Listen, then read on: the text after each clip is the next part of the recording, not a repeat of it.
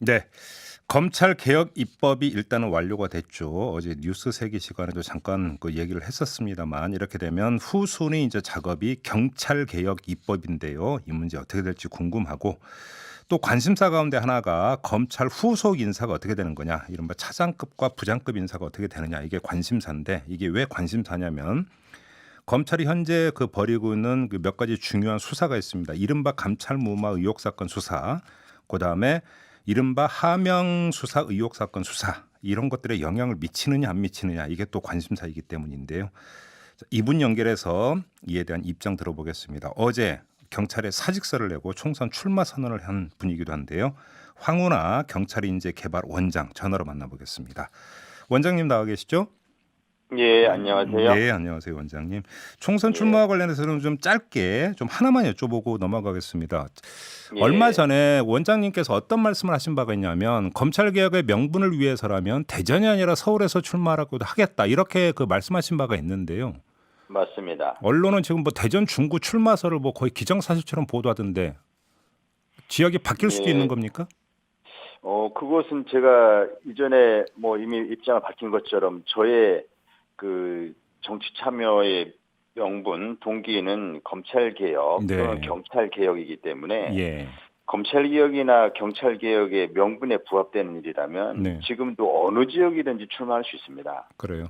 네, 네. 서울이든 어디든 출마할 수 있는데 다만 제가 일방적으로 결정할 수 있는 건 아니지 예, 않습니까? 물론 그렇긴 하죠. 예, 예, 그래서 그것은 이제 소속 정당과 상의를 해서 음. 소속 정당과 의견 조율을 해야 되겠죠. 근데 그 예, 그런 일방적으로 결정을 하시기는 힘들겠지만 그 예, 원장님께서 도전 의사를 밝히고 경선에 참여를 하면 또 될 수도 있는 문제거든요. 그거 역시 음, 정당과는 상의를 해야 되겠죠. 예, 알겠습니다. 그것이 예, 그래서 음, 그런 여지는 여전히 남아 있는 것인데요. 네네. 다만 이제 정치 참여라는 것은 명분 있는 선택을 해야 하기 때문에 네. 아, 이 정치 참여 중에는 자신의 고향의 지역 발전도 중요한 명분 중에 하나거든요. 네네. 그래서 제의 고향인 음, 초중고를 다닌 대전 충구가 1차적인 고려 대상이 될 수 있지만 네. 여전히 예. 검찰 개혁이나 경찰 개혁을 위한 다른 지역 출마가 명분이 있다면 네. 언제든지 수용할 수 있습니다. 알겠습니다. 네. 지금 뭐 검찰 개혁과 경찰 개혁을 위해서 그 출마하고자 한다라고 하는 말씀을 하셨는데요. 네, 관련해서 네. 지금 이제 바로 그러면 경찰 개혁과 관련해서 좀 질문을 드릴게요. 네, 지금 네. 검찰 개혁 입법은 일단 완료가 됐지만 경찰 개혁 입법은 지금 아직 손도 못 대고 있는 상황 아니겠습니까? 네, 네, 네. 지금 경찰 개혁을 법을 통해서 경찰 개혁을 그 추진에 대한 핵심 내용이 어떤 거라고 생각하세요? 크게 보면 이제 두 가지라고 볼 수 있는데요. 네. 우선 이제 검찰 개혁이라고 하는 그런 이제 입법이 완료되면서 그러면 이제 경찰의 재량권이 그만큼 확대됐는데 네. 경찰에 너무 비대화되는 거 아니냐? 그렇죠. 경찰권 남용 우려는 없느냐? 이에 대한 이제 우려가 있을 수 있지 않습니까? 네네네. 그래서 어 우선 경찰에 너무 비대화되지 않느냐는 우려에 대한 해답으로 제시됐던 것이 자치경찰제입니다. 그렇죠. 즉 우리나라 경찰이 중앙 집권화된 경찰이고 음. 13만 경찰이라고 하는 그 정부 그 공무원 조직 중에 제일 큰 조직이거든요. 네네네. 예, 그러다 보니까 이 경찰 조직을 조금 더 분권화 또는 잘게 쪼개야 되지 않느냐 음흠. 이런 측면에서 이제 지방자치단체 소속으로 네. 경찰을 이제 분권화시키는 그런 예예. 성격이 자치경찰제고요. 예. 또 하나는 이제 경찰 수사의 재량권이 많이 확대됐는데 경찰 수사가 그만큼 믿을 만하냐? 네. 경찰 수사의 중립성이나 전문성 뭐 이런 것이 확보되어 있느냐? 이에 대한 의문에 또 해답을 해야 되지 않습니까? 예, 네네. 그 부분이 바로 이제 국가수사본부라는 것입니다. 즉, 음.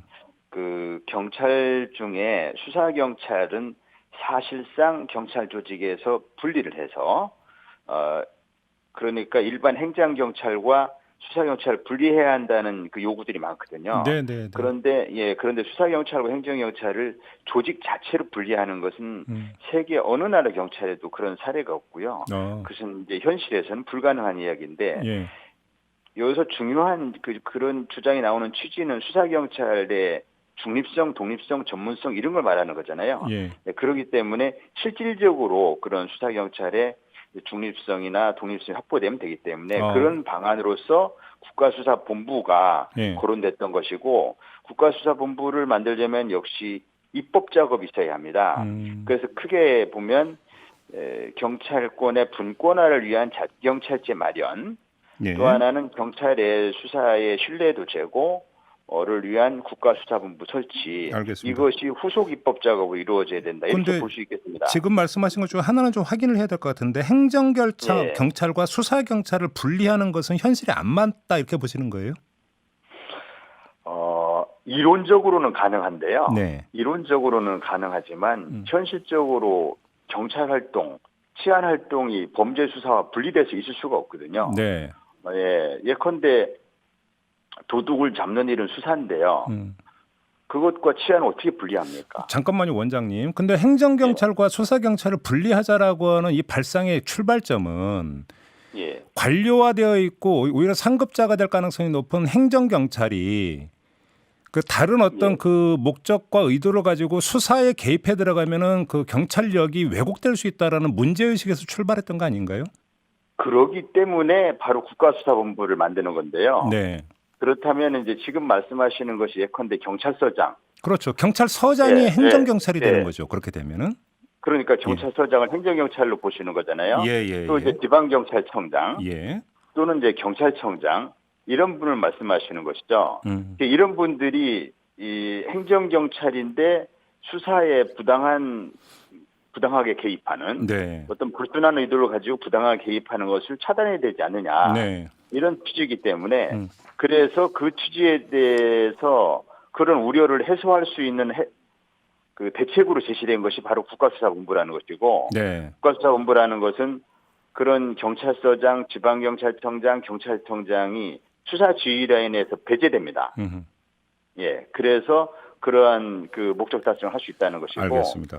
예. 원장님 그럼 제가 이렇게 여쭤볼게요. 그 원장님 듣기 전에 좀 약간 거북살스러울지는 모르겠습니다만 국민들 뇌리에 예. 박혀있는 경찰 이미지 중에는 과거 예. 치안본부 시절 이런 것들을 떠올리면서 권력의 주구가 돼서 민중의 지팡이가 아니라 민중의 몽둥이 역할을 했던 경찰 이미지가 남아있거든요. 물론 그렇죠. 이걸 없애기 위해서 가장 핵심적인 게 지금 말씀하신 그거라고 생각하세요? 뭐 그거 이외에도 경찰이 이제 뭐 정말 체질을 완전히 바꾸려고 하는 네. 그러한 제가 가열찬 뭐 내부 개혁이다 이렇게 표현도 했는데요. 아주 혹독하리만치 이제 개혁 작업을 해야 합니다. 정보 경찰 문제는 어떻게 해야 된다고 생각하세요? 이제 정보 경찰 문제는 지금 경찰에서 개혁 작업이 계속 지금 진행 중에 있습니다. 정보 경찰의 업무 범위가 너무 넓다는 데 그 문제가 있는 것이거든요. 네. 정보 경찰이 그 이제 정권에 이롭게 하기 위해서 또는 그 해서는 안 될 민간인 사찰한다든지 뭐 이런 활동에 대한 우려지 않습니까? 네. 그래서 정보 경찰의 활동 범위를 정확하게 제한하는 작업이 지금 추진 중에 있고요. 예. 정보 경찰 활동은 또 경찰 활동 중에 예컨대 범죄 정보 수집 활동 이게 다 정보 경찰 활동인데요. 네. 이래서 필수적인 정보 경찰 활동을 살려줘야지 일부의 부작용이 있다고 해서 그 자체를 폐지해야 된다든지 하는 발상은 교각 사루가 될 수도 있죠. 그러니까 그렇게 보시는 거군요. 알겠습니다. 조금 전에 이제 경찰 수사본부를 말씀을 하셨는데 지금 그 정부 여당이 잡은 방안을 보면 경찰 수사본부장은 경찰 출신이 아니라 외부 인사가 맡도록 이렇게 돼 있죠. 제도상으로는. 개방형이고요. 예. 개방형이어서 경찰 출신이 할 수도 있고 현직 경찰이 할 수도 있고 외부 인사가 할 수도 있습니다. 근데 좀 제가 질문 드리고 싶었던 게 그 지점인데요. 경찰 수사본부장을 개방직으로 나서 외부 인사가 그걸 맡는다고 해서 경찰의 정치적 독립성이 담보가 될 수 있겠느냐. 왜냐하면 비유를 한다면 예를 들어서 기업의 어떤 그 사회 이사 제도가 도입이 됐지만 사회 이사 한 명이 사내 이사에서 포위되고 무력화되는 경우 많이 봤거든요. 그럴 수도 있는 거 아니겠습니까? 그래서 아마 국회에서 지금 그 국가수사본부장을 설치하는 이제 그 경찰법 개정 작업, 네. 입법 작업이 지금 진행 중인데 네. 지금 말씀하신 그 우려들 예. 그걸 해소하기 위해서 뭐 다양한 논의들이 있을 걸로 보입니다. 그런데 네. 좀 전에 말씀하신 그 사회이사하고는 좀 다른 것이 국가수사본부장은 일종의 회사를 보면 오너거든요. 네, 물론 그렇긴 하죠. 오너기 때문에 음. 그래서 인사권, 네. 오너가 갖고 있는 그 가장 강력한 권한이 인사권, 징계권 이런 것이거든요. 예. 그 인사권, 징계권으로 조직 장악이 가능하죠. 그걸 못하면 뭐 어떻게 장악을 하겠습니까? 알겠습니다. 요거 하나만 여쭙고 요 문제는 좀 마무리할게요. 지금 이제 2월 임시국회를 열어서 여기서 경찰개혁 입법을 완료하느냐 아니면 그 총선 뒤로 미루느냐라고는 시기 선택의 문제가 있는 것 같은데요. 어떻게 해야 된다고 생각하세요? 국민들이 이제 수사권 조정 이후에 경찰권 남용이나 비대화에 대한 우려가 매우 크지 않습니까? 그래서 하루가 시급하게 하루빨리 이제 다음 국회로 또 넘어가면은 그 입법이 언제 이루어질지 우려들을 많이 하실 것 같습니다. 그래서 이번 국회 회기 내에 이러한 후속 작업들이 마무리되고 그래서 이제 경찰과 검찰이 국민들에게 정말 진정으로 봉사할 수 있는 기관, 또 아무도 권력을 남용할 수 없는 기관, 서로 견제와 균형이 작동돼서 국민들에게 선의의 경쟁을 하고 서로 협력하고 그런 기관으로 거듭날 수 있도록 좀 빨리 해야 된다. 법적 제적 장치가 빨리 이루어져야 된다고 생각합니다. 좀 다른 문제 좀 그 마저 여쭤볼게요. 이른바 하명 수사 의혹 사건 있지 않습니까? 혹시 그 원장님 그 검찰에 가서 조사 받으셨어요? 아직 안 받았습니다. 그럼 이제 뭐 조만간 그 소환 조사한다는 보도 계속 있었는데 아직도 그러니까 연락이 없었습니까? 네, 아직 없고요. 뭐 조만간 소환, 이번 주 내 소환 임박 이런 보도 나온 지는 뭐 한 2달 된 것 같습니다. 그러게요. 그렇지만 아직 연락 없고요. 그리고 뭐 제 입장을 좀 말씀드려 볼까요? 좀 짧게 말씀해 주세요. 이제 검찰이 이른바 하명 수사라고 하면서 이제 이렇게 좀 요란하게 수사를 벌인 지 한 2달쯤 됐습니다. 근데 검찰이 의심할 만한 요소는 저는 있다고 봅니다. 이해합니다.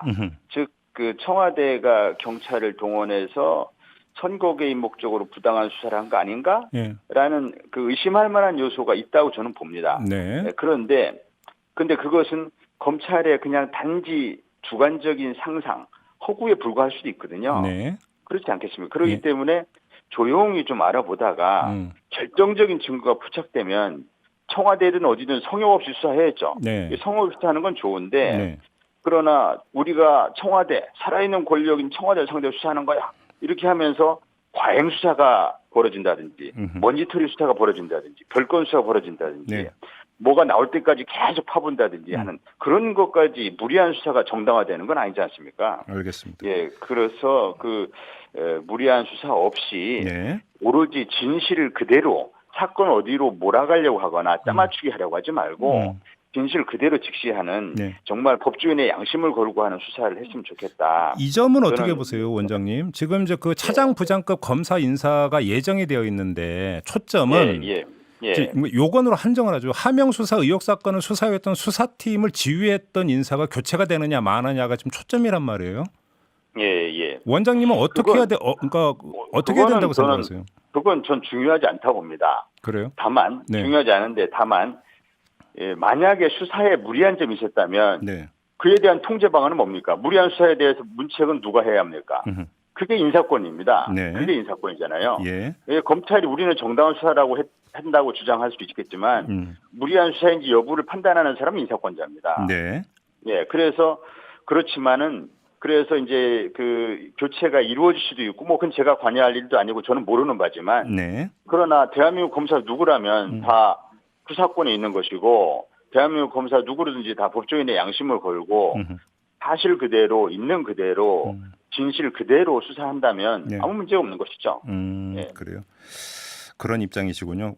짧게 마지막으로 그럼 이렇게 한번 질문을 드려볼게요. 그냥 수사팀 그 지휘라인 교체하지 말고 끝까지 해서 수사가 얼마나 부당했는지를 그러면 검찰이 변명할 여지를 남기지 않기 위해서 그냥 교체하지 않는 게 더 좋을 수도 있다라는 의견도 있는데 이건 어떻게 받아들이세요? 그건 인사권자가 판단할 몫이고요. 그리고 수사라고 하는 것은 이제 승부욕 공명심이 작용될 수 있습니다. 애초에 자신이 그렸던 그림이 잘못됐다 생각하더라도 네. 그걸 끝까지 정당화하려고 하는 속성이 있는 것이거든요. 그리고 그로 인한 피해도 생각해야죠. 알겠습니다. 네.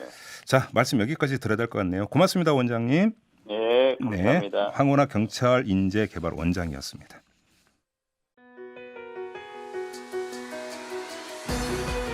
이슈의 핵심을 꿰뚫는 예리한 시선, 믿고 듣는 진품 시사 김종배 시선 집중.